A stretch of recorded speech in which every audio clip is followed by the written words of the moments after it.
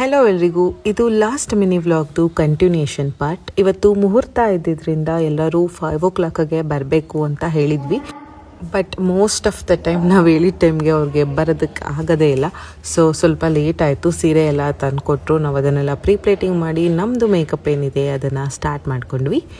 ಕೆಲವೊಬ್ಬರು ಚವಳಿ ತಂದಿದ್ರು, ಅದನ್ನು ಹಾಕಿಸ್ಕೊಂಡ್ರು. ಕೆಲವೊಬ್ಬರು ಸ್ವೀಟ್ ಆರ್ಟ್ ಹಾಕಿಸ್ಕೊಂಡ್ರು. ಮತ್ತು ಸ್ವಲ್ಪ ಜನ ಬನ್ಸ್ ಹಾಕಿಸ್ಕೊಂಡ್ರು.